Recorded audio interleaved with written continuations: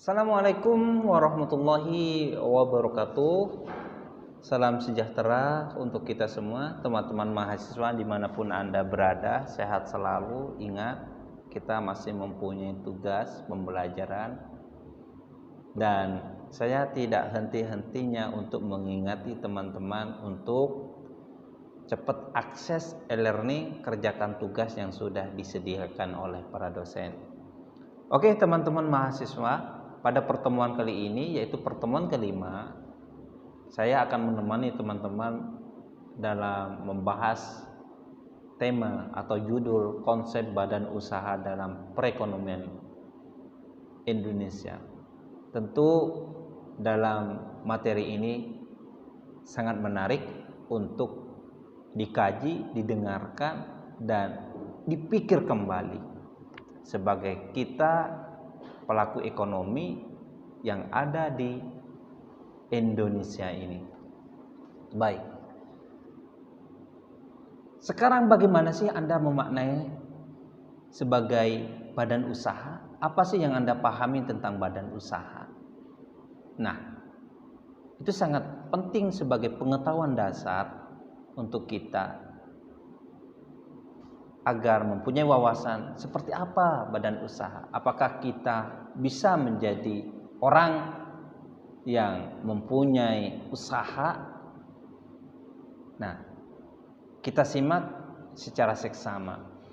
Pengertian badan usaha dapat juga diartikan sebagai kesatuan yuridis dan ekonomis dalam atau dari faktor-faktor produksi yang bertujuan mencari laba atau memberikan layanan kepada masyarakat.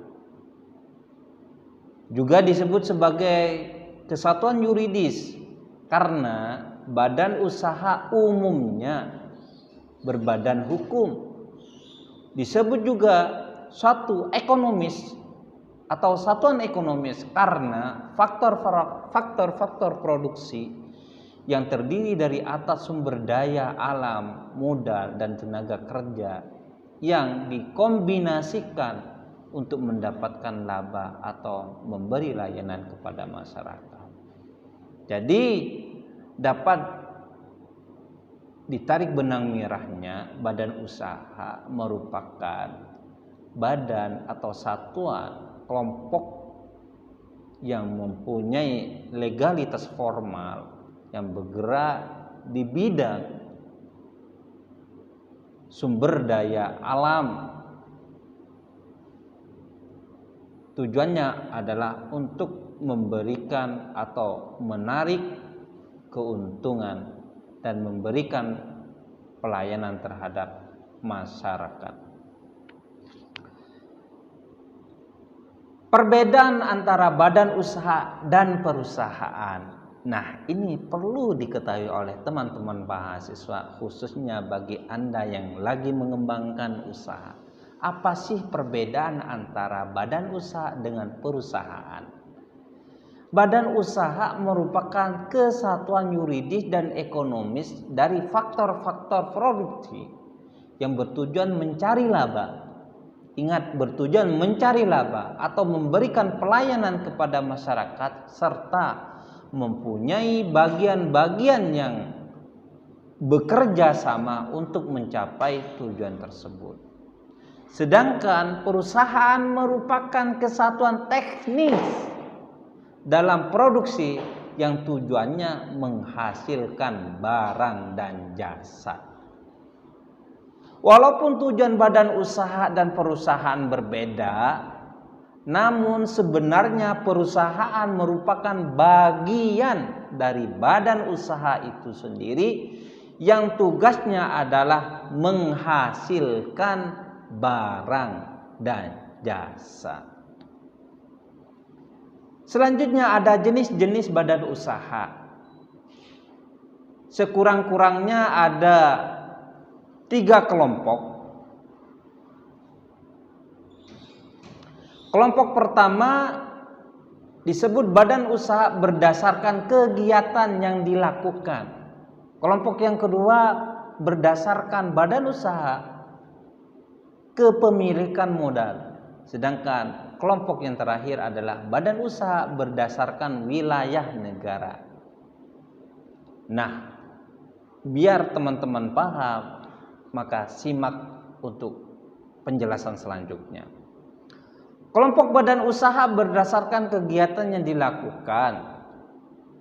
Misalnya adalah badan usaha yang bergerak di bidang ekstraktif, contohnya PT Pertamina atau pertambangan minyak bumi.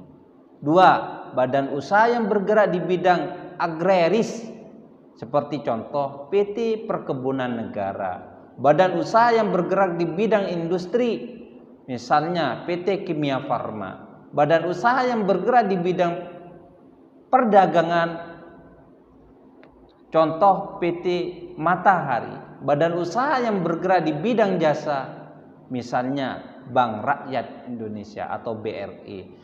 Nah, dari badan-badan usaha ini tentu teman-teman sudah pernah menyicipi fasilitas yang diberikan oleh salah satu badan usaha ini.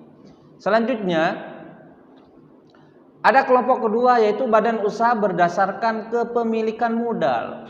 Badan usaha ini adalah badan usaha milik swasta. Bisa dikelompokkan, bisa dipetakan menjadi 4 ya. Ada badan usaha milik swasta, badan usaha milik negara, badan usaha milik daerah, badan usaha campuran. Kita lihat deskripsinya satu persatu. Badan usaha milik swasta adalah badan usaha yang modalnya dimiliki oleh pihak swasta dan mempunyai tujuan untuk mencari laba. Sedangkan badan usaha milik negara adalah badan usaha yang dimiliki suatu negara atau negara, modalnya dari negara atau pemerintah semuanya, termasuk pengelolanya, sistemnya, dan lain sebagainya. Sedangkan badan usaha milik daerah, badan usaha milik daerah ini adalah jenis pada umumnya memberikan layanan kepada masyarakat daerah setempat. Nah, terakhir ada badan usaha campuran. Badan usaha campuran adalah badan usaha yang modalnya sebagian dari pihak swasta dan sebagian lagi dari pihak pemerintah. Dari campuran tersebut, kolaborasi antara pihak swasta dan pemerintah tentu di sini itu sama-sama memperoleh keuntungan, baik tujuan yang mungkin agak sedikit berbeda, namun sama-sama untuk memberikan pelayanan terhadap masyarakat bangsa Indonesia. Kelompok yang ketiga ada badan usaha berdasarkan wilayah negara.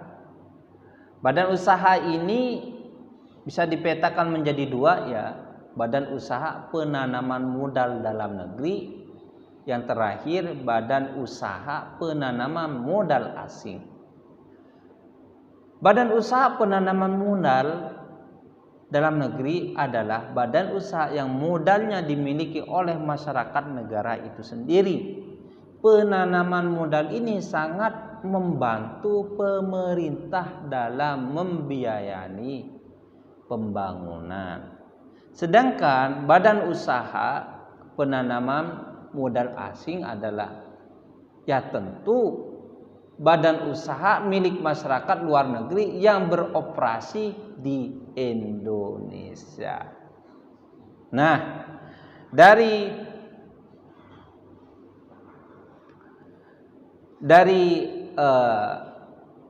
kelompok-kelompok badan usaha tersebut dapat kita analisis bersama berdasarkan dengan peran-peran, tujuan dan juga manfaatnya bagi perekonomian bangsa Indonesia. Sekarang kita akan membahas tentang bentuk-bentuk badan usaha. Bentuk-bentuk badan usaha itu dapat dibedakan menjadi 2. badan usaha milik negara atau BUMN, badan usaha milik negara. Yang kedua, badan usaha milik swasta. Yang artinya badan usaha milik negara adalah badan usaha milik negara atau keseluruhan,